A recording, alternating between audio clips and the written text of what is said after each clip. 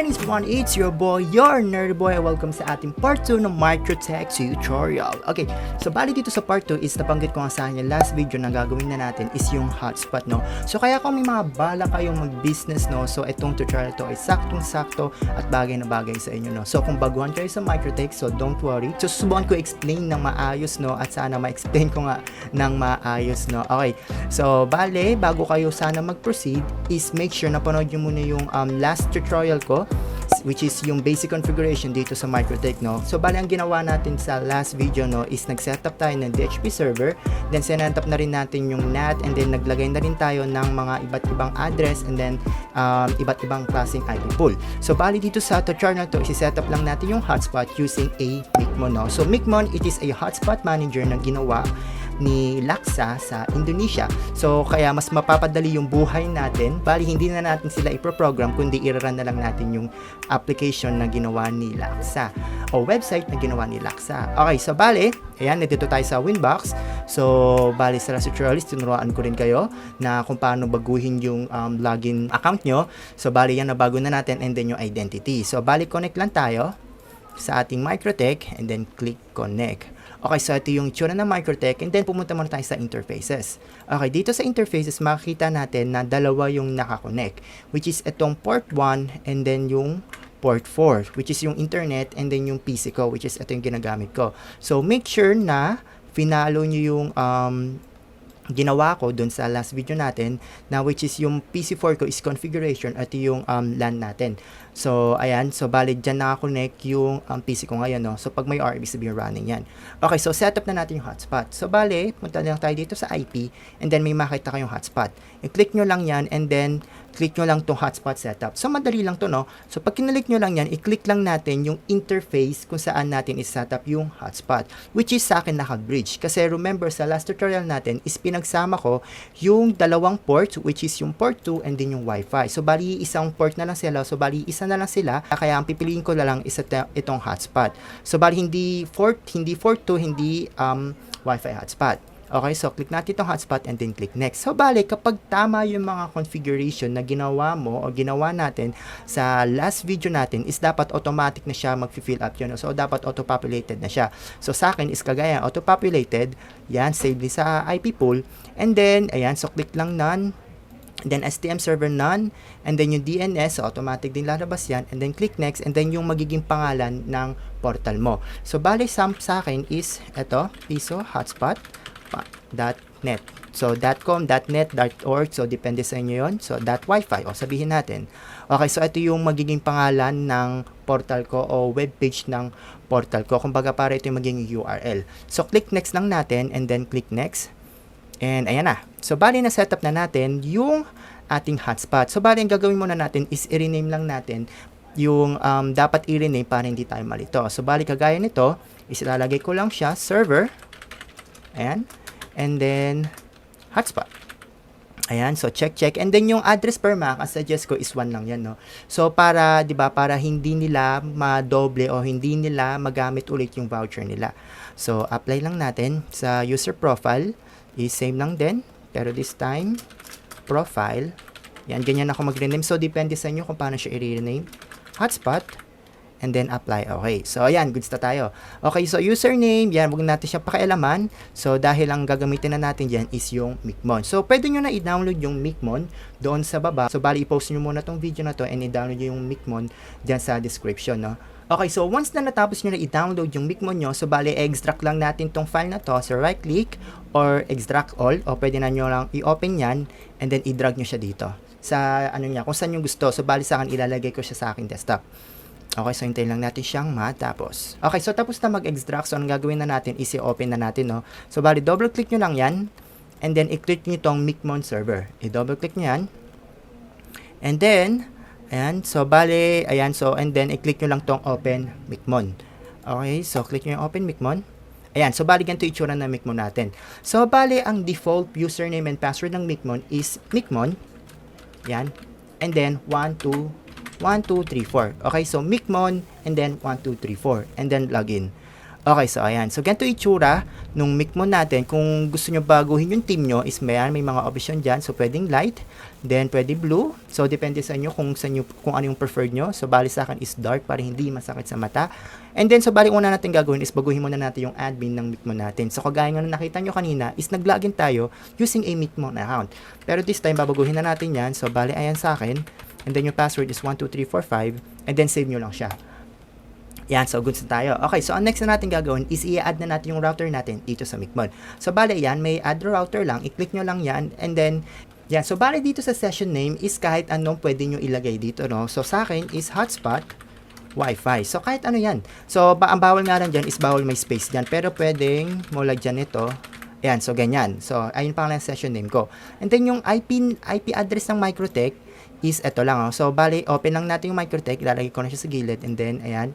So, magiging IP address niyan is punta tayo dito sa IP and then yung DHCP client natin. So, pwede natin ilagay kung ano yung nakikita nating IP address dito. Okay, so bali sa akin is 192.168.151.6. So, ayun yung IP address nung aking Mikrotik. And then yung username is kung ano yung pinang-login natin dito sa Winbox, which is, ito yung sa akin, Justin 1234567 ay, 1, 2, 3, 4, 5, 6, 7, 8, 9. Yan. So, kung ano yung pinanggalagay natin sa Winbox, ilalagay lang natin dito. Okay? So, again, sa hotspot name naman is ito yung kung anong gusto mo maging pangalan dito sa hotspot. So, ulitin ko, magkaiba yung sa session name and then sa hotspot name. Sa session name is kumbaga parang unique identity niya kapag meron kang multiple router, no? And then dito naman sa hotspot is ito yung magiging parang pangalan ng Mikhmon mo. So, bali, ang pangalan ng hotspot ko is itong hotspot, so ano ba, piso hotspot. So, kunyari, ganyan sa akin, piso hotspot. And then, yung DNS name is, open nyo lang yung Winbox nyo. And then, punta tayo dito sa IP, hotspot. And then, dito sa user profile, kung ano yung nakasulat na DNS nyo, ayun lang yung ilalagay nyo doon. So, bali, kakopy ko na lang sa akin, Control-C, and then Control-V, yan. And then yung currency, bali PHP for Philippines, and then yung auto-load naman nito, ibig sabihin nito is every second, kunyari in 10 seconds, magre-refresh, automatically magre-refresh yung portal mo. Hindi yung router mismo, yung etong Mikhmon. And then ito namang ideal timeout is ito naman kapag kunyari in 5 minutes may expired yung session mo, no? Kumbaga automatic na siya magla-log out. So sa akin 5 minutes lang, and then yan, okay na. So ang next natin gagawin is save natin. And then, pag kinlik natin itong ping, dapat okay yung lalabas dyan. Yan. So, kapag okay na, no? So, kapag yung ping is okay, click na natin itong connect. Okay. So, balagyan ito na itsura ng Mikhmon natin, no? So, ang una natin gagawin is gagawa muna tayo ng mga user profile. So, balik punta tayo sa hotspot, and then user profile, and then add profile. Okay, no? So, ang una ko muna i-add is yung, kunyari, 5 pesos, 1 hour. So, kunyari, 1 hour muna. So, 1 hour. So, depende sa inyo. Ayan sa akin. Ay, ipapangalan ko sa profile ko, which is 1 hour. And then, yung address pool niyan is dapat yung hotspot. Okay? And then, yung shared user naman is ilang beses nila gagamitin or ilang device ang pwedeng connect dyan sa isang voucher. So, bali sa akin is ang default niyan is 1. So, suggest ko dapat is 1 yan. And then dito naman sa up-down, it is kung ilang Mbps ang pwede mong ibigay o yung ibibigay mo dun sa user. So, bali sa hotspot is 3 Mbps. Ayan. Or sabihin natin 5 Mbps. Ayan, 5 Mbps. And then dito sa expired mode is ano mangyayari kapag na-expired na yung user o pag na-expired na yung oras ng user. So meron ditong 1, 2, 3, 4, 5, 5 option, no? Pero ang pinipili ko dito is itong notice and record. So bali kasi ginagawa nitong notice and record is ino-notify ka o hindi niya buburahin yung user na yon, sa halip nandito lang siya sa user profile, mamaya papakita ko, and then yung record is i-record niya dito sa report para makita natin kung magkano yung kinikita natin sa araw na yun o sa buwan na yun. So bali ay nyo sa akin notice and record, and then yung validity is ilang oras. So bali sa akin 1H. Ayan, 1H, and then magkano, bali 5 pesos lang sa akin yan. And then yung lock user is make sure naka-enable yan, no? So para iisang device lang talaga ang pwedeng connect diyan sa voucher na yan. Okay, and then yung parent queue is mamaya or sa mga susunod na video is gagawa tayo ng bandwidth control, kasama na yung simple queue dyan, and then yung mga Q3. So, sa ngayon is none muna, and then click na natin yung save. Okay, so next na profile na gagawin ko, at profile lang ulit tayo, is yung 25 pesos o yung 1 day. So, baling gagawin lang natin dyan is pinutin mo lang to, o i-type mo dyan is 1D, 1 day, and then yung pool same sa hotspot, and then yung username sa inyan, and then sabihin natin 3 Mbps or 2 Mbps para makita natin na working yung limiter, para makita natin kung gumagana ba talaga or nalilimit talaga ni Mikrotik yung binigay nating Mbps. So bale ayan sa akin 2M, which is 2 Mbps, and then 2 Mbps both upload and download speed. And dito naman sa expired mode, same, naka-notice and record, and yung validity is 1 day, which is 24 hours, or pwede 1 day, so depende sa inyo. So bali sa akin 24 hours, and then yung selling option is sa akin is nasa 25 pesos yan. And then yung make sure yung lock user is naka-enable, and then yung parent queue is none muna, no? And then save natin. Ayan. So, pag check natin yung profile list natin, may makikita tayo nitong tatlo. Pero ito is default to, so hindi natin gagamitin yan. So, baling gagamitin lang natin dito is yung 1 hour and then yung 1 day. Okay. So, ang next natin gagawin is gagawa naman tayo ng user o mag-generate naman tayo ng mga user. So, punta na tayo sa user and then click nyo lang itong generate. Under ng generate is yung quantity kung ilang voucher ang gusto mong i-print o ilang voucher ang gusto mong gawin. So, bale is sa akin is for example, 5 lang muna. And then yung server, pwede natin i-all or pwede natin i-choose yung hotspot. So, bali sa akin is hotspot muna. And then yung username and password is ito sa akin. Then kapag gusto mong isang voucher lang, is pwede mo i-click lang ito. So, kumbaga, hindi na need ng username, hindi na need ng password. Kumbaga, isa na lang yung ita-type nila. Unlike dito sa username is dalawa. Ayan, for example, is my username and then my password. Okay, and then yung length, ayan, so depende kung gaano kahaba, kung ilang digits. So, bali pa ibig sabihin ng 3 is 3 letters or 3 characters ang i-generate niya.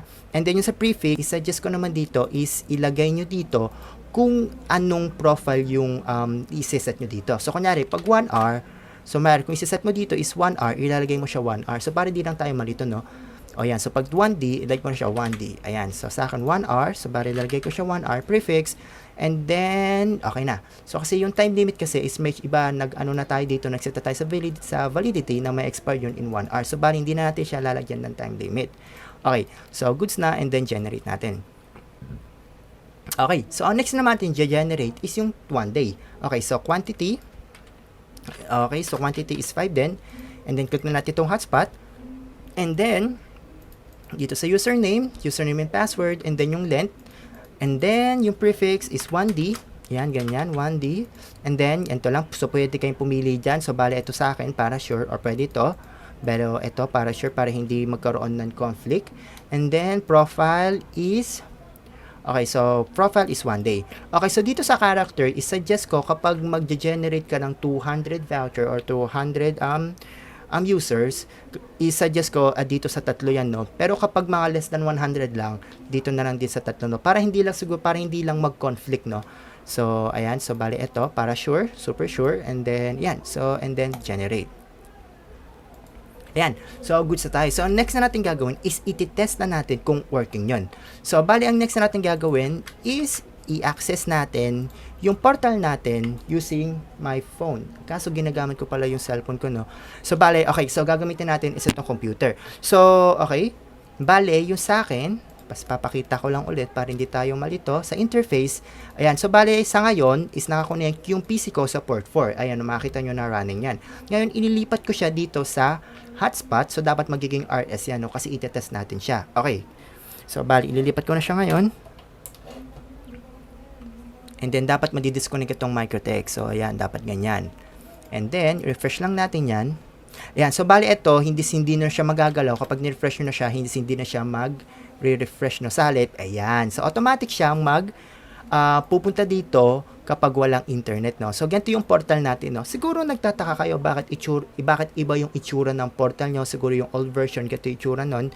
And then, dito sa itsura na ngayon, no? So, bali, ang gagawin nyo lang kasi is i-update nyo lang yung Mikrotik nyo. Papakita ko lang dito kasi ang current version ko kasi is nasa 6.74 which is ganito na yung default portal page niya, no. Pero kapag less than 6.46 is yung lumang version niyan ng login portal o yung lumang version niyan ng portal. So, bali, ilalogin na natin dito. So, dahil hindi natin ma-open yung Mikrotik, punta na tayo sa IP, and then hotspot, and then makikita natin dito, under the user, is makikita natin dito yung mga generate nating users. So, bali, test muna natin is ito. Ayan. So, bali, kung hindi nyo makita yung password, is punta lang kayo dito sa setting and then click nyo lang to. Yan, kunyari kung nakaganyan siya, click nyo na to settings and then i-unhide nyo lang yung password. So, kakopy ko na lang. Okay, so start muna tayo dito sa username and then sa password. Ayan, so bali ang sinet natin dito is nasa 5 Mbps, di ba? So, bali ang gagawin natin is connect lang natin and then dapat, ayan. So, ganito yung ipapakita nyo you are logged in. So, bali ang next natin gagawin is i-check natin kung naibigay ba talaga ni Mikrotik yung sinet nating 5 Mbps dito sa user na to. So, punta na tayo sa speedtest.com. Ayan, and then i-click lang natin itong go. I-click lang natin itong go. And then, ayan. Ayan, so good tayo, no? So, naibigay nga at naiset nga ni Mikrotik yung 5 Mbps. So, ngayon, itetest naman natin is yung 2 Mbps, which is yung 1 day or 3 Mbps. So, bale, ayan, gagawin lang natin is para matest natin is dito sa cookies is i-delete lang natin tong cookies na to. And then, dito sa active is i-delete lang din natin yan. And then, punta ulit tayo sa portal page. Ayan, so type mo lang piso hotspot.wifi. Ayan, enter lang natin. Ayan, so ngayon, ilalagay naman natin yung 1 day natin, which is ang sinet nating speed doon is nasa, ilan yan? Nasa 3 Mbps. Okay, so punta tayo dito sa user, and then click lang natin tong 1D. Ayan, i-copy lang natin, ipipaste ko na lang, Ctrl-C, Ctrl-V yung ginagawa ko. Balik Ctrl-C, Ctrl-V, and then click connect. Yan, so okay. So, ang next na natin gagawin is i-check natin kung may internet ulit. Kung may internet, itong user na to, no? So, ayan, so meron siya internet, and check natin kung naibigay ba talaga ni Mikrotik yung 3 Mbps dito sa user na to, okay? So, okay. Okay, so 2 Mbps pala sinet natin. So, okay, so bali yung nasabi ko. So, yes, naibigay nga ni user yung 2 Mbps. So, check natin, no? So, user, ayan, no? So, naibigay nga ni user o naibigay nga ni Mikrotik yung 2 Mbps natin. So, yun. So, ganun lang kadali, no? I-set up itong Mikhmon kasama yung Mikrotik, no? So, hindi siya ganun ka-conflict kagaya sa mga ibang hotspot manager dyan. So, ito yung nakikita ko talagang sobrang dali at maiintindihan mo talaga, no? So, bali ganun lang i-set up itong Mikhmon at Mikrotik, no? So, napakadali lang talaga, no? So, napaka-user-friendly and I hope wala na akong nakalimutan kasi ganun lang talaga. So, ganun lang talaga i-set up. Is ito lang i-set up mo dito and then yung the rest is pwede mo na siya set up dito sa Mikhmon, no? So, I hope may natutunan kayo sa video natin and bali sa next video naman natin is i-set up naman natin ang ating PPPoE sa Mikrotik. And that is for today's video, no? So, I hope may natutunan kayo sa ating tutorial at syempre, huwag nyo kalimutan mag-subscribe, i-like tong video na to and syempre, gagawa pa tayo ng iba't ibang klaseng tutorial about dito sa Mikrotik. Yung mga possible na tutorial, no? And then, syempre, share ko rin very soon sa inyo yung bago kong ginagawang system or script dito sa Mikrotik. So, which is communication ng Telegram and then yung Mikrotik. And then, that is for today's video. I hope you like this video and we will see you in the next tutorial. Goodbye!